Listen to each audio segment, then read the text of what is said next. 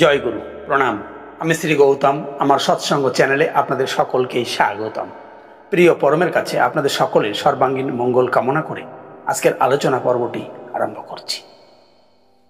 প্রিয় পরম শ্রী ঠাকুর অনুকূল চন্দ্রের লীলা সঙ্গিনী, সৎসঙ্গ জগতের পরমারাধ্যা জগজ্জননী শ্রী শ্রী বড় মায়ের এক অপূর্ব লীলা কথা, যে লীলা কথা শ্রবণের মধ্য দিয়ে প্রত্যেকের মন প্রাণ তৃপ্ত হবে, আনন্দময় হবে। আমাদের আর্য সংস্কৃতিতে, সনাতন পরম্পরায় যখন আমাদের ঘরে নতুন কোনো জিনিস আসে, প্রথমে সেটা দেবতার চরণে নিবেদন করা হয়, তারপরে নিজেরা গ্রহণ করা হয়। ঠিক তেমন আমাদের সৎসঙ্গ জগতে, সৎসঙ্গী পরিবারেও তার ব্যতিক্রম হয় না।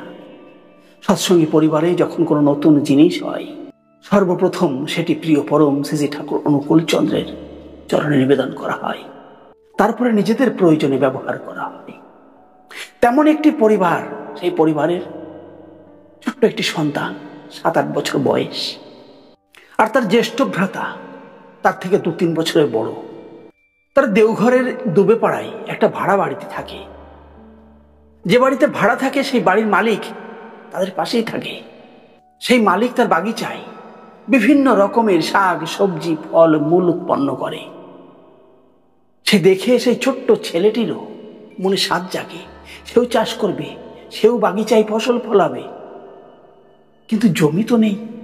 তারা যে ঘরটিতে ভাড়া থাকে তার আশেপাশে সম্মুখে কোথাও কোনো জায়গা নেই। কিন্তু তাদের প্রবেশদ্বারের বাদিকে একটা ভাঙা ঘর আছে, যে ঘরের চাল নেই, জানলা দরজাও নেই। সেই ঘরটিতে তাদের রান্নার পরে যে উনুনের ছাই হয়, সেই ছাই ফেলে। কিন্তু ছাই ফেলার জায়গায়, ছাইয়ের গাদায় তো চাষ করা যাবে না, ওখানে তো ফসল উৎপন্ন হবে না। চাষ করার জন্য তো মাটি দরকার। তখন সেই ছোট্ট ছেলেটি তার জ্যেষ্ঠ ভ্রাতাকে সঙ্গে নিয়ে সেই ছাইয়ের গাদায় মাটি ফেলতে শুরু করে। বেশ কয়েকদিনের প্রচেষ্টায় সেই ছাইয়ের গাদায় অনেকটাই মাটি জমে। তারপরে ছোট্ট ছেলেটি সেই বাড়ির মালিকের কাছে এসে উপস্থিত হয়। তার কাছে কয়েকটি চারা গাছ চাই। বাড়ির মালিক জিজ্ঞাসা করে, চারা গাছ দিয়ে কি করবে, জমি কোথায়? তখন সেই ছোট্ট ছেলেটি বলে, ওই যে ছাই ফেলার জায়গায় চাষ করব। এই কথা শুনে সেই বাড়ির মালিক হাসে। তারপর তাকে বেশ কয়েকটি লঙ্কার চারা, টমেটোর চারা এবং বেগুনের চারা দেয়। সেই ছাইয়ের গাদায় যেখানে মাটি ফেলা হয়েছে, সেই মাটিতেই সেই লঙ্কা চারা, টমেটোর চারা, বেগুনের চারা রোপণ করে এবং প্রতিনিয়ত তাকে যত্ন করে, দেখাশোনা করে এবং সময় মতো জল দেয়। কয়েকদিনের মধ্যেই সেই গাছগুলো বেড়ে ওঠে। এভাবে বেশ কিছুদিন অতিবাহিত হবার পর সেই গাছগুলির মধ্যে কয়েকটি লঙ্কা গাছে লঙ্কা ধরে এবং একটি বেগুন গাছে বেগুনও ধরে। তখন সেই ছোট্ট শিশুটির কি আনন্দ! তখন তার মনে খেয়াল জাগে যে এই বেগুন আর লঙ্কাগুলি প্রথমে ঠাকুরকে অর্পণ করতে হবে। তখন সে আর কাল বিলম্ব না করে সেই দিন দুপুর বেলায় তার বাড়ির সকলে যখন ঘুমিয়ে পড়েছে, সে তখন সেই বেগুন আর লঙ্কাগুলি তুলে নিয়ে সে সোজা দেওঘর ঠাকুর বাড়িতে, ঠাকুরের পাল্লার এসে উপস্থিত। বলে, ঠাকুর, আমার বাড়িতে ছায়ের জমিতে চাষ করেছি, এই দেখো বেগুন হয়েছে, লঙ্কা হয়েছে, তোমার জন্য এনেছি ঠাকুর। ঠাকুর সেই ছোট্ট ছেলেটির ভাব দেখে খুব খুশি হয়, খুব আনন্দ পায়। বলে, খুব ভালো করেছো, আমি বেগুন পোড়া খেতে খুব ভালোবাসি, যাও এগুলি বড় মায়ের কাছে দিয়ে এসো। বড় মাকে বলবে ঠাকুর বলেছে আজ রাতে যেন তার ভোগে বেগুন পোড়া দেওয়া হয়।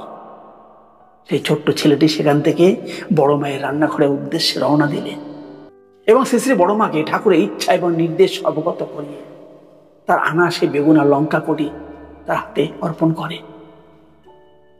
কিন্তু এই ঘটনার সময় ঠাকুরের সন্নিকটে উপস্থিত ছিলেন দেওঘর সৎসঙ্গ আশ্রমের আর এক সৎসঙ্গী পরিবারের কন্যা সন্তান তিত্তিরি।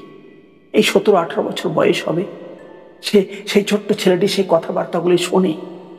তারপরে সে যখন বড় মায়ের ঘরের উদ্দেশ্যে রওনা দেয়, সেও তার পিছনে পিছনে আসে বড় মায়ের কাছে।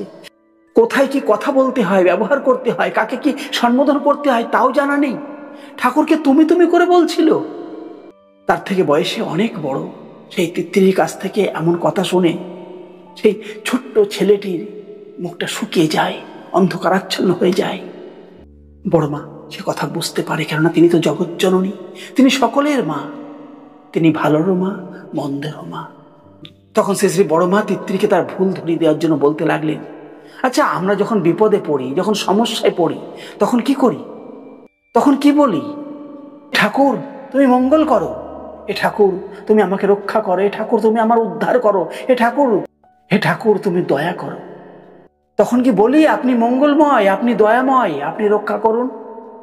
আবার যখন ইষ্টভৃতি প্রদান করি তখন কি বলি যে আপনার ভোগের লাগি না তোমার ভোগের লাগি?